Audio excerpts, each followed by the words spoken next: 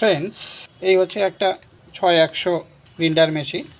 আপনারা অনেকেই বাড়িতে ব্যবহার করেন বা বিভিন্ন কাজে বিভিন্ন যে মিস্ত্রিগুলো আছে যারা অ্যাঙ্গেল গ্রিন্ডার ব্যবহার করেন, এই ধরনের যে অ্যাঙ্গেল গ্রিন্ডারগুলো আছে অর্থাৎ 6100, এগুলোর কার্বন ব্রাশ আপনারা কি করে চেঞ্জ করবেন। দেখুন, এই ধরনের যে মডেল বা এই যে মডেলটি, এটা হচ্ছে বস কোম্পানির 6100 মডেল এর একটি গ্রিন্ডার মেশিন।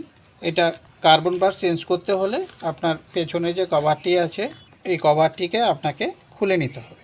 এখানে একটা স্ক্রু আছে, সেই স্ক্রুটাকে যদি আপনি খোলেন তাহলে এই কভারটি পেছনের দিকে খুলে চলে আসবে,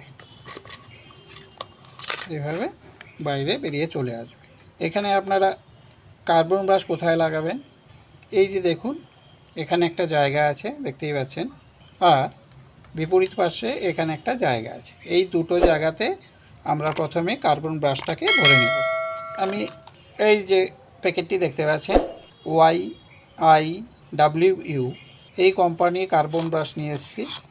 দেখুন, এটার নাম্বার দেওয়াই আছে 6100, অর্থাৎ 6100 যে মডেলগুলো আছে সেই মডেলগুলোতে এই যে কার্বন ব্রাশ সেটা ব্যবহার হয়ে থাকে। কার্বন ব্রাশের পেছনে দেখুন এখানে কানেক্ট করার দুটো টার্মিনাল দিয়েছে।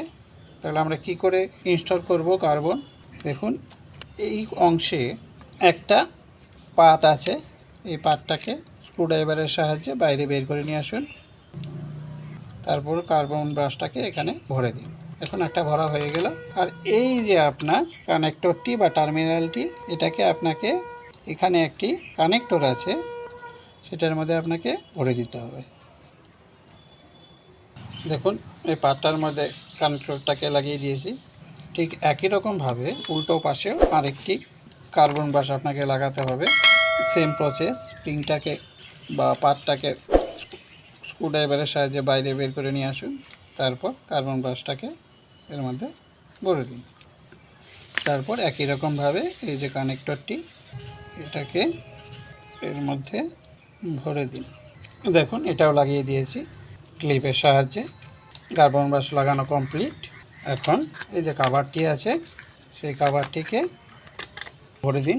ভরে দেওয়ার পর স্ক্রুটা এখানে ছিল, এটাকে লাগিয়ে দিন। এখন কমপ্লিট। এইভাবে কিন্তু আপনারা আপনাদের যে অ্যাঙ্গেল গ্রিন্ডার বা কাটার যাই হোক না কেন, নিজেরাই কিন্তু কার্বন ব্রাশ চেঞ্জ করে নিতে পারবেন। এখনকার ভিডিও এতটুকুই। আপনারা সবাই ভালো থাকবেন। ধন্যবাদ।